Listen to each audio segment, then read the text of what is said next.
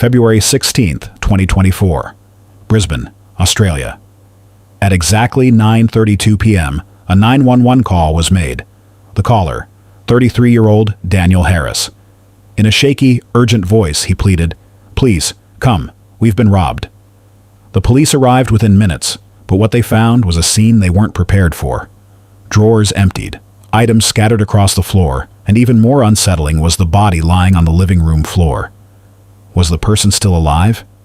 Who did this? Was it a random attack? Or something far worse?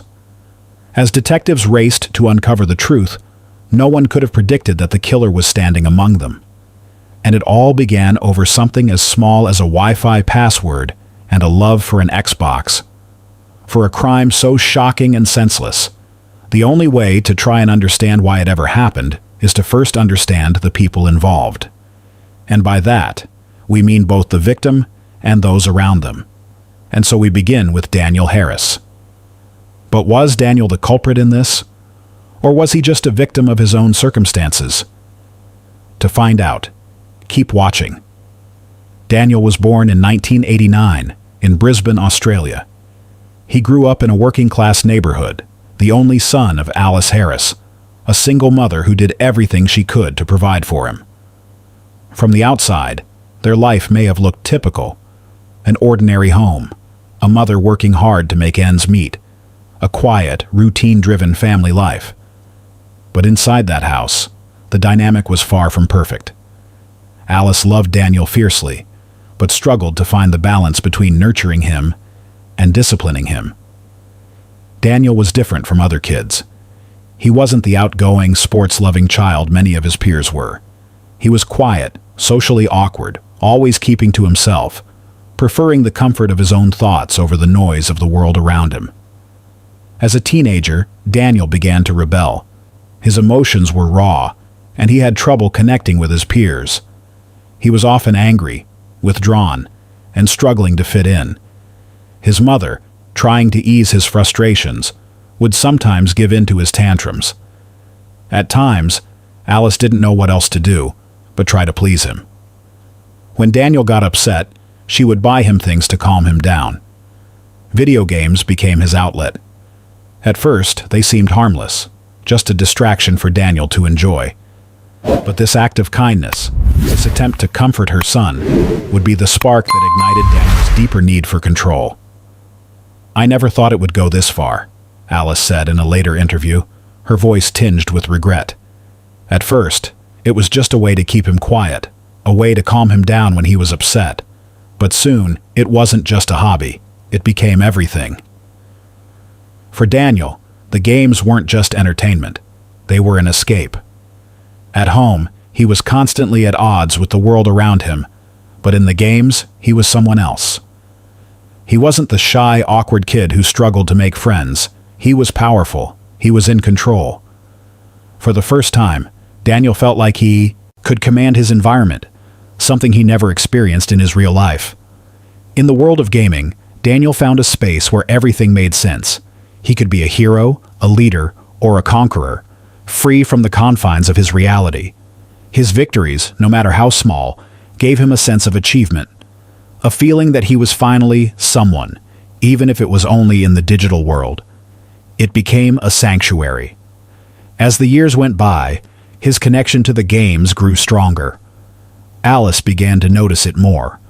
He would spend hours, sometimes entire days, in front of the screen, glued to his Xbox, living a life far removed from hers. "I just thought he'd grow out of it," Alice recalled. But it didn't stop. It only got worse. Every time I tried to talk to him, he'd shut me out. The games became everything. Daniel's obsession escalated as he entered adulthood. His relationship with reality became strained. He wasn't just playing games for fun anymore. He was playing for hours on end, losing track of time. His job, which involved technical work, likely something like IT support or maintenance, gave him a lot of free time. He would sit in front of his computer or gaming console for hours, immersed in a world that didn't require any real human interaction. The more he played, the more he withdrew from the world around him. It wasn't just a hobby anymore. It was an addiction. Gaming was my escape. Daniel later admitted. In the game, I controlled everything. The real world was a mess.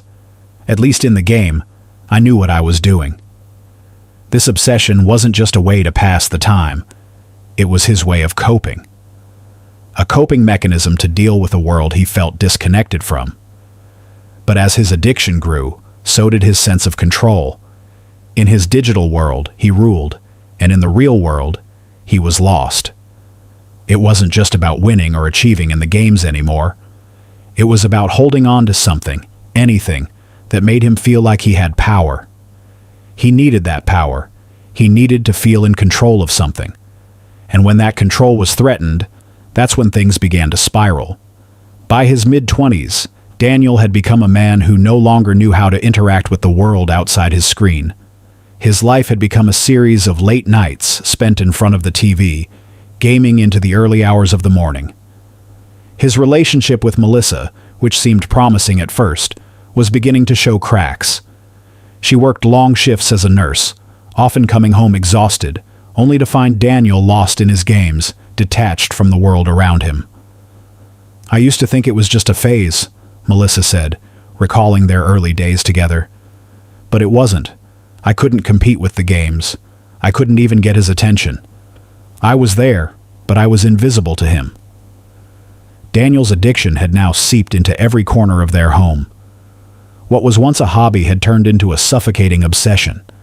The lines between reality and fantasy had blurred. The quiet, socially awkward man that Melissa had married had become someone she hardly recognized. And as Daniel sunk deeper into his virtual world, the pressure began to build, the cracks in their relationship widening. The man who once seemed so harmless, so passive, was beginning to show signs of something darker, something hidden beneath the surface, waiting to explode. Still, this crime story doesn't just revolve around Daniel. We must also focus on a woman named Melissa, a woman whose life became intertwined with this tragic tale. But why does she matter? You see, Melissa was born in the United States, and at the age of 5, her family made a decision that would shape the rest of her life. They moved to Australia. Her parents, in search of peace, believed Australia would offer a calmer life, away from the chaos and noise of America. They sought a fresh start, a place where they could breathe easier, free from the frenetic pace they had known. They left behind the familiar, family, friends, and everything they had known, believing the quieter life down under would bring them the stability and peace they craved.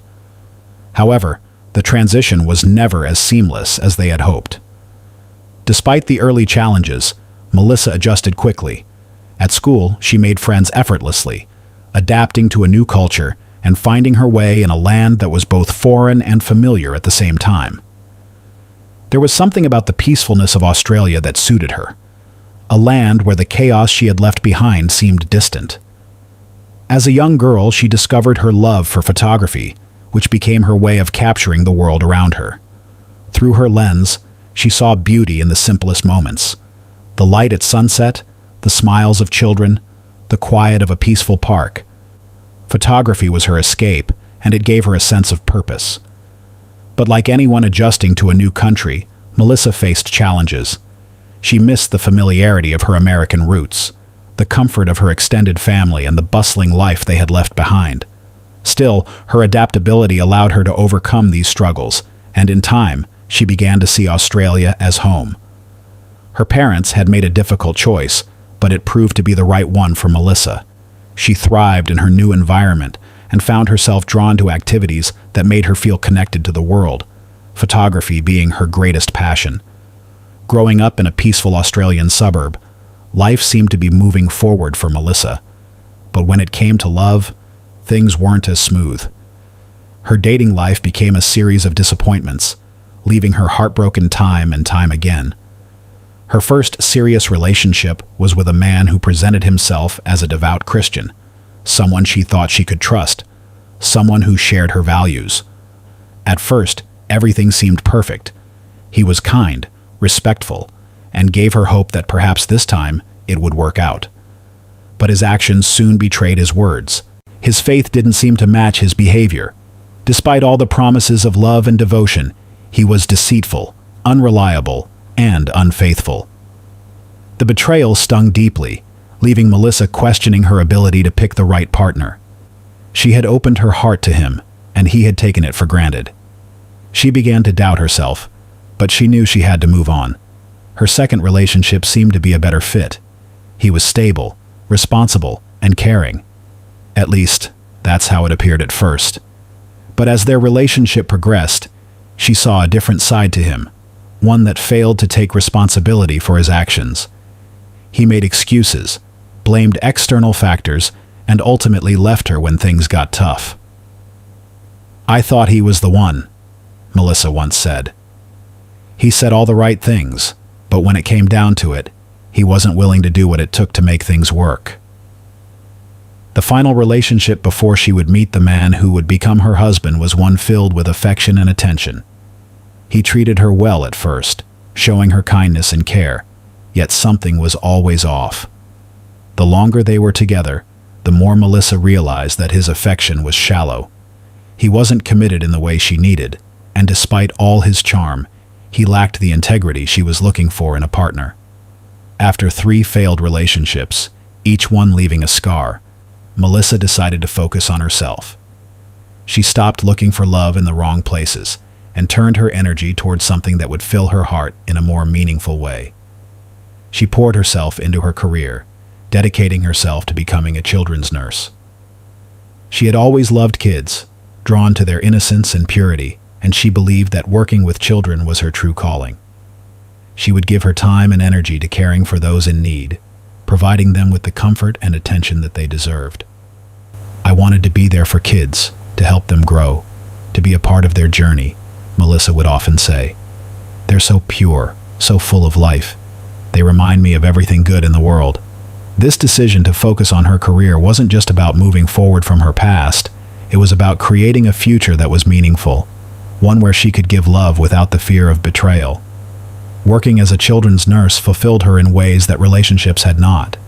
She had a purpose now, a way to give back to others, and most importantly, she felt that she was finally on the path to becoming the woman she had always wanted to be.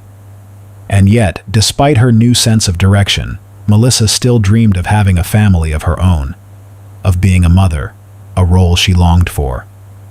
She imagined a life where she would care for children of her own, providing them with the love and stability she had always hoped for in her own relationships. Little did she know, the person she thought would be the one to help her create that future was still ahead of her. At this point in the story, there had been no horrific crime yet, but something was quietly brewing, waiting for the right moment. It all began when Daniel brought his sick nephew, Max, to the hospital where Melissa worked. Max had been feeling unwell for hours, his fever rising, and Alice, Daniel's mother, insisted that he take him to the hospital. "Daniel, you need to take Max in," Alice urged, her voice laced with worry. "He's been running a fever all day." Daniel wasn't the most comfortable in situations like this. The hospital was a place of uncertainty, and the fast pace of it made him uneasy. But his mother's concern for Max was enough to push him to act. "All right, Mom," Daniel replied, his voice still quiet, but with a trace of urgency. "I'll take him." Max, looking pale and tired, offered little resistance. He was exhausted, and his fever had him barely able to keep his eyes open. The drive to the hospital was uneventful, filled with silence. Daniel wasn't one to make small talk, especially not in moments like this. He was focused on getting Max checked out, not on the details of the ride. But when they arrived, the reality of the situation set in.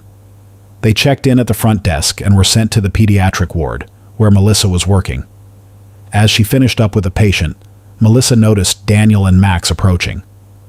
She didn't recognize them at first, but there was something about the way Daniel carried himself, quiet, concerned, that immediately stood out to her. "Hi there," Melissa greeted, her voice calm, but professional as she approached them. "You must be Max. Let's get you checked out."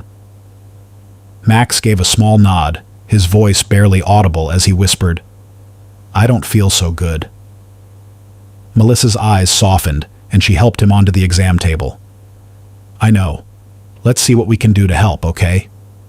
Daniel stood silently in the corner, feeling out of place in the sterile hospital setting. His hands were shoved deep into his pockets, his gaze fixed on his nephew. He wasn't used to being in a hospital, let alone talking to nurses, but something about the way Melissa moved, calm, composed, caught his attention. There was no rushing, no flustered behavior. She simply went about her work with a quiet efficiency that made Daniel feel at ease. After Melissa finished taking Max's vitals, she turned to Daniel. "We're going to get him some fluids and keep him here for observation," she said with a reassuring smile. "He should be fine with a little rest." Daniel nodded, his shoulders relaxing just a little. "Thanks," he said quietly. He wasn't the type to open up, especially to someone he barely knew, but there was something about her that made him feel comfortable. Her calmness was a sharp contrast to his usual anxiety. As Max settled in, Melissa stepped out to gather more supplies. Daniel, left alone in the room with his nephew, found himself thinking about the brief interaction. He wasn't used to speaking with people outside of his small circle, but there was something real about Melissa that made him want to know more. She wasn't trying to impress him, but rather, her actions spoke volumes. A few minutes later, as Melissa came back into the room, she noticed Daniel standing by the window, looking out into the hallway. "Everything all right?" she asked, breaking the silence. Daniel turned to her, his awkwardness still evident, but there was something in his eyes. "Yeah," he said, his voice quieter now. "Just, thanks for helping him. He's been through a lot today." "No problem," she replied, offering him a smile. "It's what I'm here for." There was a pause before she added, "I'll check on him in a little while just to make sure he's comfortable." Before she left, Daniel found himself hesitating. He wasn't the kind of person to make the first move, but something pushed him. If you're not too busy," he began, his voice uncertain, "maybe we could grab coffee sometime, if you don't mind." Melissa glanced at him, slightly surprised, but not put off by his request. She could see the hesitation in his eyes, the uncertainty that seemed to follow him like a shadow. But there was something genuine about his ask. "I'd like that," she said with a smile, the warmth in her tone making Daniel relax just a bit. "How about this weekend?" "Yeah, that sounds good," Daniel agreed, his voice a little steadier now. He wasn't sure why he'd asked, but he was glad he did. As Melissa left to check on other patients, Daniel found himself feeling more at ease than he had in days. He couldn't explain it, but something about her calmness, her sincerity, made him feel like maybe, just maybe, he wasn't as invisible as he felt.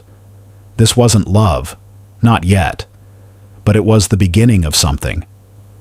As Daniel and Melissa began to talk more, their connection grew slowly, without fanfare or promises.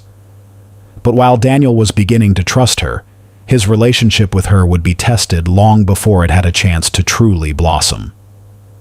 Melissa's mother, Linda, wasn't as convinced that Daniel was the right man for her daughter, and as their relationship progressed, Linda's concerns began to grow.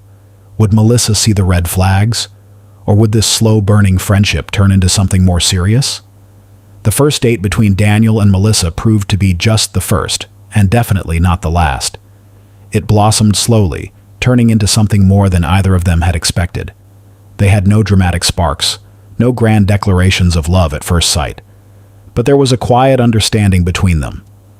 Daniel, with his reserved nature, seemed like the kind of man Melissa had been waiting for, and for Daniel, Melissa's warmth was something he could never quite let go of. Their relationship wasn't without its doubts, but over time, it grew stronger. By the time they got married, the decision felt right, even if it wasn't full of fanfare. There were no elaborate proposals or fairy tale moments. It was practical. Two people who saw something in each other and decided to take the plunge. Despite Melissa's mother's reservations, who often raised concerns about Daniel's quiet nature and his lack of social life, Melissa believed that this was the man she wanted to build her life with. Their wedding was small, a simple ceremony with just a few family members and friends. Melissa's mother, Linda, though supportive, couldn't hide the concern in her eyes. "I just hope you know what you're doing," Linda had said quietly the night before the wedding. "He's not the man I imagined for you, Melissa." But despite the doubts, Melissa pressed on. "Mom, I'm sure. I trust him. He's good to me." For the first few years, their life together was steady and routine. Melissa worked long shifts at the hospital, pouring herself into her work. Her career as a children's nurse fulfilled her in many ways, but she never stopped yearning for the same level of attention from Daniel. Meanwhile, Daniel found solace in his world of gaming. It became his refuge, his escape from reality. His obsession with online games was something that started as a small hobby, but had grown into an all-consuming part of his life. Melissa, after a long shift at the hospital, would return home to a quiet house. The sound of Daniel's gaming console and the glow of his screen were the only things waiting for her. At first, it didn't bother her. She was busy with her own work, and she knew that he needed his space to unwind. But as the years went by, the disconnect became harder to ignore. One evening, after a particularly exhausting shift, Melissa walked into their living room, hoping to find some comfort after a long day. Daniel, as usual, was sitting in front of the TV, the Xbox controller in his hand, his eyes fixed on the screen. She stood there for a moment, watching him, waiting for him to look up. But he didn't. "Daniel," she said softly, her voice barely cutting through the hum of the TV. "Can we talk?" Daniel's eyes flickered to her briefly, but he didn't pause the game. "Not now, Melissa. I'm in the middle of a game." She sighed, feeling the weight of her disappointment pressing on her chest. "It's always the game, Daniel. You've been playing for hours.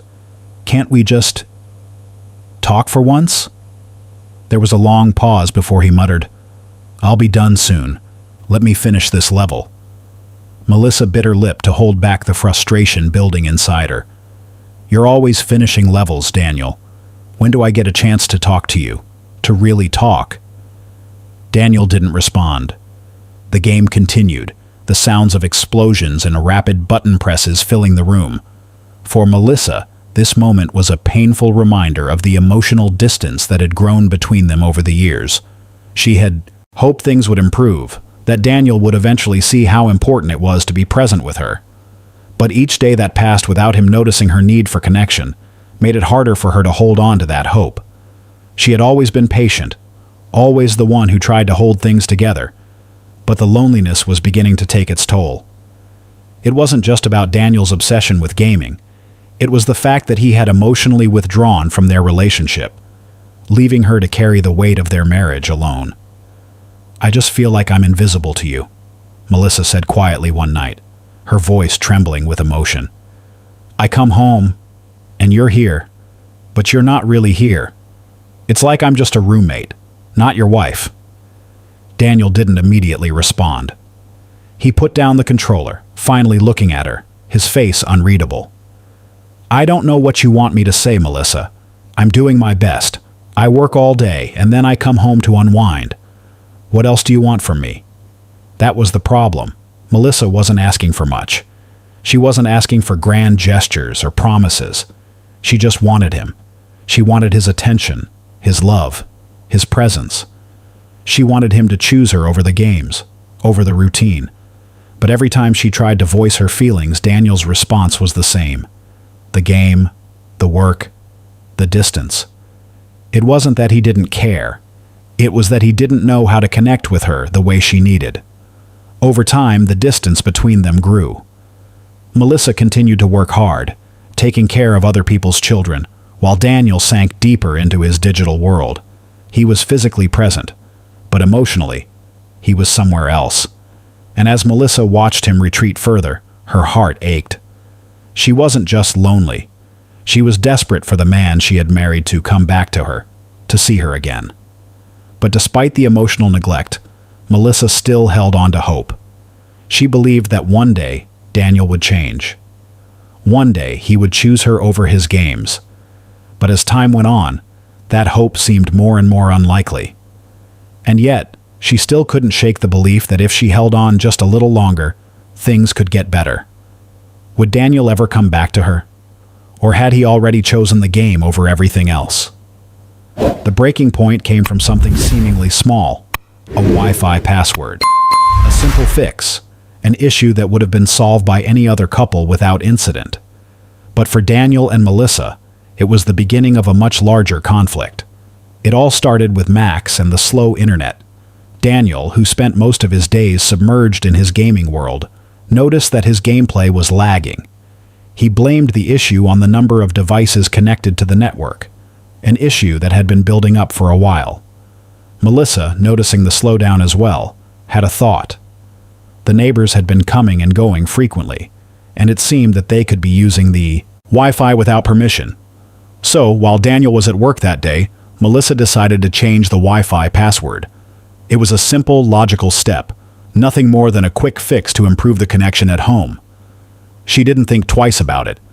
As soon as Daniel came home from work, he made a beeline for the living room, eager to settle into his usual routine of gaming. But when he tried to log into his game, frustration quickly took over. No connection. The screen flashed an error message. Nothing worked. His mind raced, trying to figure out what had gone wrong. Was the Wi-Fi down? Why couldn't he connect? He searched the house briefly, but nothing seemed out of place. That's when he noticed the note on the dining table. It was from Melissa, explaining that she'd changed the Wi-Fi password. He picked it up and scanned the message quickly. I changed the password because the connection was really slow. I thought maybe the neighbors were using it. Here's the new password. Daniel's anger surged, hot and sudden. It wasn't the Wi-Fi that bothered him. It was the fact that Melissa had made the decision without consulting him first. His mind reeled. He didn't just feel inconvenienced, he felt violated. How could she make such a decision without even asking him? He'd always been the one to handle things like this, and now she had taken control. The small act of changing a password had morphed into something far bigger. In his mind, this wasn't just about the Wi-Fi. This was about authority, control. It wasn't just the password. It was everything. It was about who ran the house. In that moment, Daniel felt his place in the home slipping, and it stirred something inside him. He felt powerless. She had stepped over a line, and he couldn't let that slide. Melissa had just come home from work, as usual, tired and eager to get dinner ready. She moved quickly around the kitchen, setting things up without noticing Daniel's tension in the next room. She was focused on her evening routine, used to the quiet of their home. When she entered the kitchen, she finally noticed Daniel standing there, a cold look on his face. He was holding the note, still crumpled in his hand, his knuckles white from gripping it too hard. "Hey, Daniel," she said, trying to lighten the mood, unaware of the storm brewing. "How was your day?" He didn't answer right away. He just stood there, staring at the note in his hand. Then he threw it down onto the kitchen counter. "Why did you change the password?" His voice was tight with anger, his eyes not meeting hers. Melissa stopped in her tracks. She wasn't expecting this. "What?" she asked, confusion coloring her voice. "I thought it was obvious. The connection was slow, and I thought it might be the neighbors." "That's not the point," Daniel snapped, his voice rising now. "You didn't even tell me you were going to change it. You just did it, without even asking me. What gives you the right?" Melissa's heart raced as she tried to process what was happening. This wasn't about the Wi-Fi password. She could see that now. It was about something deeper, something Daniel wasn't saying. "I didn't think it would be a big deal, Daniel. I just wanted to fix the internet." Daniel's frustration was palpable, his words sharper now. "You don't get it, do you? It's not about the password. It's about the fact that you made a decision without telling me first." He threw his arms up in exasperation. "I work all day. The least you can do is ask me before you change something in the house." Melissa stood there, shocked. She hadn't realized how much Daniel had been bottling up. To her, it was just a simple fix, a quick solution. But to him, it was a challenge to his authority, a challenge he wasn't ready to accept. "I didn't think it would cause this much trouble," she said quietly, taking a step back, the realization settling in that Daniel wasn't hearing her. "I just wanted to make things easier." "Easier?" Daniel scoffed, his frustration growing. "You think changing the password without asking me makes things easier? You think it's just a small thing. Melissa tried to keep her composure, but the hurt was visible in her eyes. Daniel, it's not about the password. It's about us. It's about the fact that we can't communicate about even the smallest things. Every time I try to make things better, you shut me down. Daniel's expression softened, but only for a moment. He wasn't ready to admit the full extent of his feelings. Not yet. Melissa stood still, the weight of his words pressing down on her. She had never seen Daniel like this before, and for the first time, she wondered if she had made a mistake by thinking everything could be fixed with time. Daniel was clearly not in his right mind, but when a couple has a misunderstanding, what is the logical thing to do? In a normal relationship, emotions run high, words get exchanged, but the situation is often resolved with time, reflection, and conversation. But not this time. In the kitchen, as the argument between Daniel and Melissa escalated, Daniel's rage grew more intense. His hands clenched into fists, his body stiffening with every word Melissa spoke. She tried to reason with him, to calm him down, but the more she spoke, the angrier he became. There was no room for logic, no room for compromise. Only his emotions, raw and unfiltered, filling the space between them.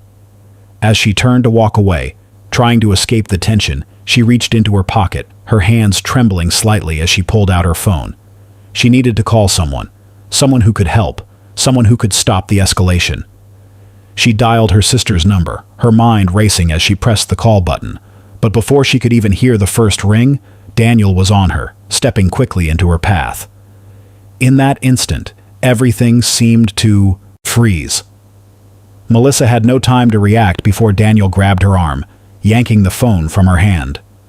"What are you doing?" she asked, panic rising in her voice. "Give it back, Daniel. I'm calling for help." Before moving on, thank you to everyone watching and supporting this channel. Your engagement keeps these stories alive. This community keeps growing because of viewers who believe in honest, meaningful storytelling.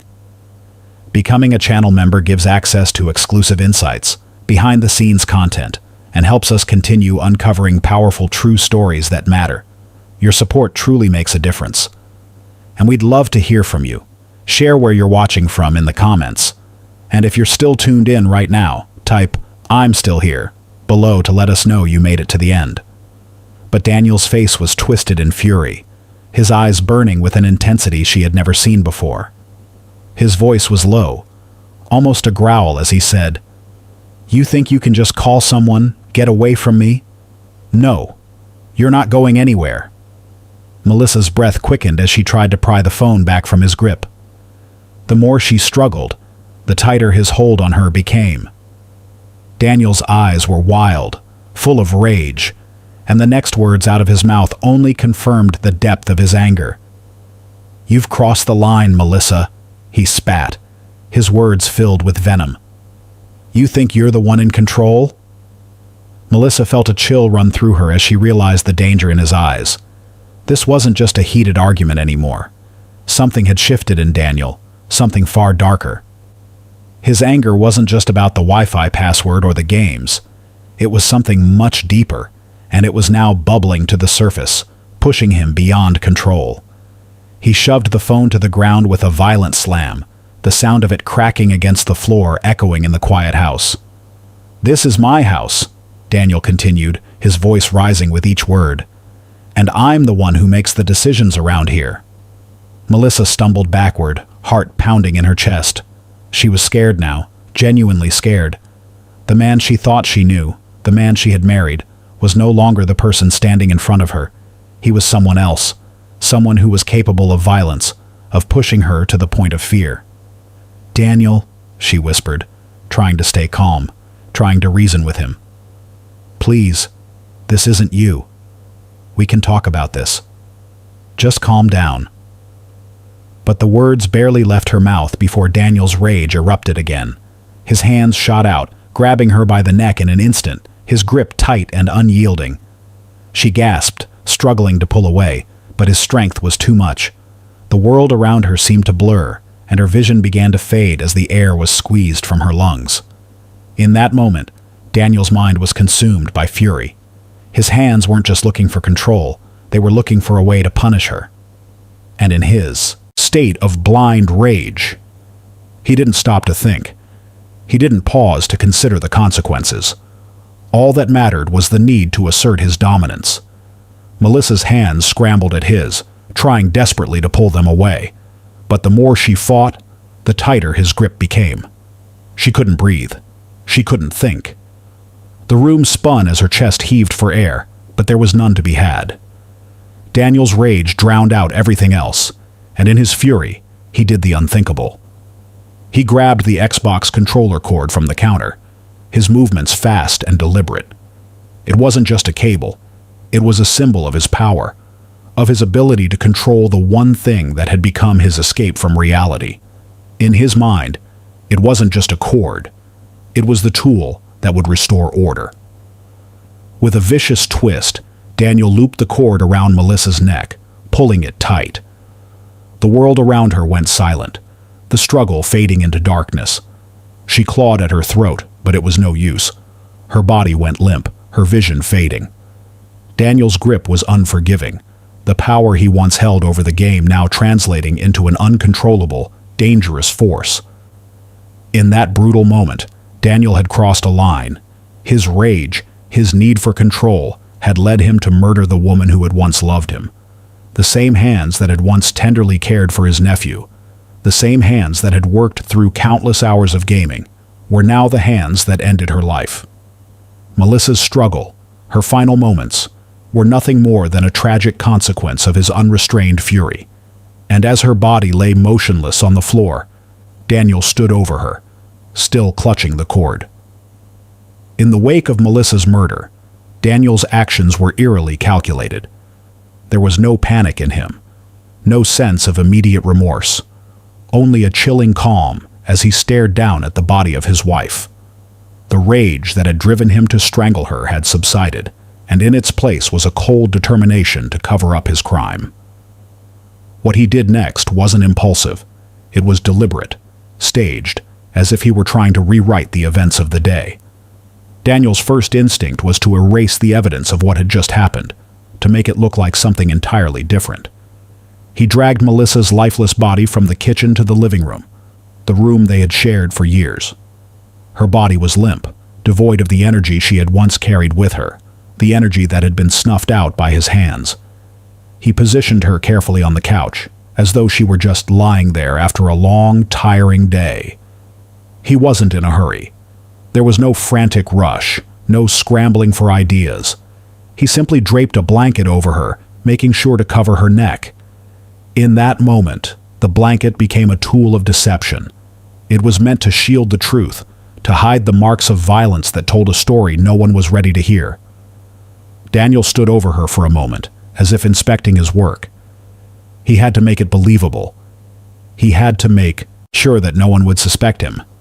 The scene needed to be perfect, convincing. He didn't want anyone to think that his hands were responsible for her death. He wanted everyone to believe it was exhaustion, a simple collapse after a long day of work. In his mind, this was his only option, to disguise the truth and keep his life intact. He didn't feel fear, not yet. Instead, a sense of control swept over him as he thought of the next step, the 911 call. He knew what he had to do, how he needed to play the part of the grieving husband, the man who had found his wife dead after a long day at work. The phone call had to be believable. His voice had to crack just the right way. The emotions needed to flow. Emotions that he didn't truly feel, but ones he would feign to keep the charade alive. Daniel picked up the phone and dialed 911, his hand shaking only slightly as he spoke the words he had rehearsed in his head. When the dispatcher answered, his voice broke through the tension of the room. 911, what's your emergency? The operator asked, trying to keep calm. My wife, Daniel stammered, his voice trembling in all the right ways. My wife just collapsed. She's not breathing. Please, I don't know what happened. The operator was quick to respond.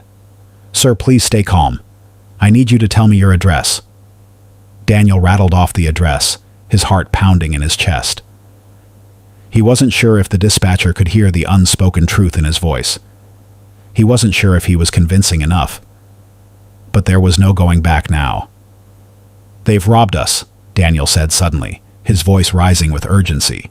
It was an impulsive addition to the story, but it felt necessary. He had to throw in some detail to make it seem even more like an accident, like a home invasion gone wrong. "We've been robbed, and she just collapsed." He repeated it over and over, as if he was trying to make the situation sound more desperate. But it wasn't working the way he had hoped. The dispatcher's calm tone wasn't easing his nerves. "Sir," the dispatcher said after a pause, "I need you to stay on the line. Help is on the way. I need you to check if your wife is breathing. Can you do that?" Daniel froze for a moment, unsure of what to say. He wasn't prepared for this part of the conversation. He was supposed to be the victim, the grieving husband. The last thing he wanted was to actually deal with the reality of what he had done. But he swallowed hard and pushed forward, forcing himself to sound as distraught as possible. "Please, I can't," Daniel stammered, his voice now filled with faux desperation. "I don't know what to do. I just need someone to come quickly. She's gone. I can't breathe either." He ended the call abruptly, his breath shaky but controlled. His mind raced as he hung up. The words had been said, the act had been performed, but deep down, Daniel knew there was no turning back. Police would soon arrive, and they would start asking questions. The scene was ready. The story was set. All he had to do now was wait. Wait for the authorities to show up. Wait for them to find what he had so carefully hidden.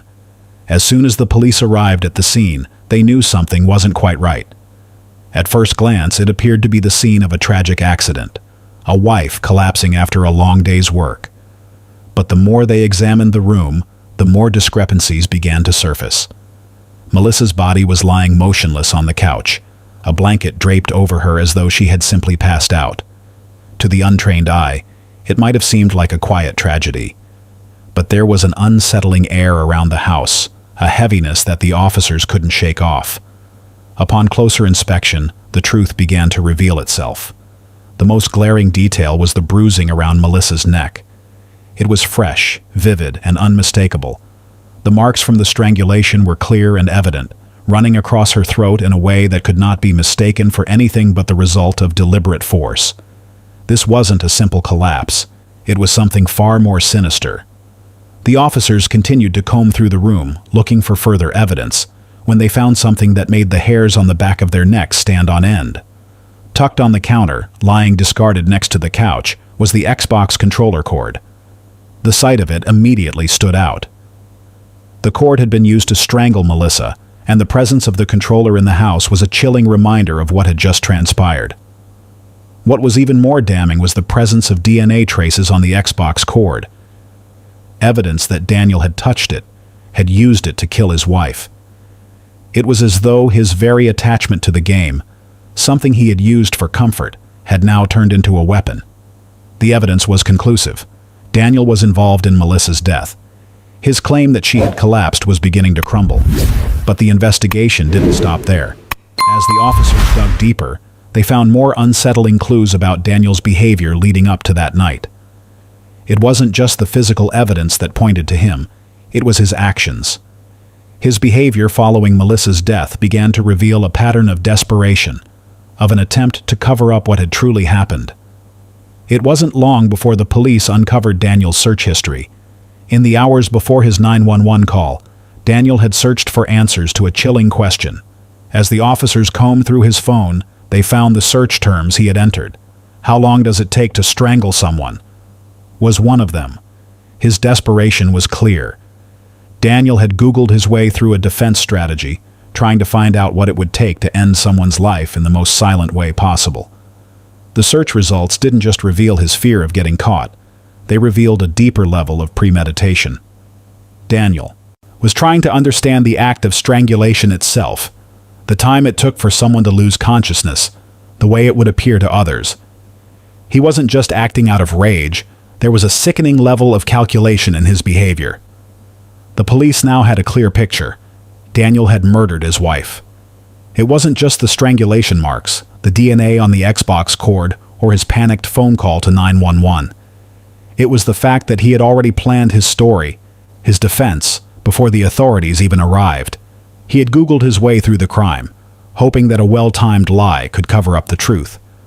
But as the investigators pieced together the timeline of events, it became clear that the lies wouldn't hold up. The investigators now had a solid case against Daniel, but there was more to uncover. The deeper they looked, the more they realized that the facade he had built, the grieving husband, the innocent man who just wanted answers, was exactly that, a facade.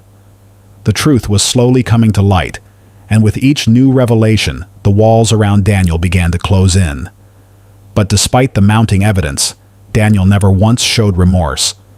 In interviews with the police, he stuck to his story, that his wife had simply collapsed. But as the investigation continued, his story began to fall apart, piece by piece. He had thought he could get away with it, that his plan had worked. But the truth was catching up to him, and with it, the consequences of his actions. With enough evidence against him, Daniel Harris was officially charged and brought to trial. What was once a quiet, routine life for him had now turned into a public spectacle. The trial began in Brisbane, and the courtroom buzzed with anticipation. The evidence, undeniable and damning, seemed to point in one direction. Daniel was the murderer of his wife, Melissa. But it was Daniel himself, sitting at the defendant's table, that became the focus of everyone's attention. His cold demeanor, his lack of remorse, sent a chilling wave through the courtroom. When the prosecutor asked Daniel why he killed Melissa, the response came without hesitation, devoid of any genuine emotion. "She shouldn't have tried to control me," Daniel said flatly, his voice unwavering. His words echoed through the courtroom, hanging in the air like a cold, unfeeling statement. It was as if Daniel believed his actions were justified, as if his own feelings of control, of power, made his actions somehow acceptable. For the family and the jury, it was a moment that defined the entire trial. There was no apology, no sorrow for the life that had been taken, no acknowledgement of the tragedy that had unfolded. Just cold, calculated words that made it clear. Daniel had no intention of showing any remorse for what he had done. As the trial continued, the courtroom became a theater of emotional responses, except from Daniel. The family, friends, and even the jury were drawn into the depth of the pain caused by Melissa's death. The defense tried to paint Daniel as a man under stress, one whose actions were born from a broken mind, from the pressure of a life he couldn't handle.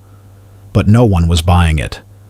The coldness in his eyes, the emotionless tone of his voice, it all betrayed the truth that he had murdered his wife in a moment of rage, not because of some mental break, but because he had simply wanted control. And when he lost it, he resorted to violence. The prosecution laid out the case piece by piece.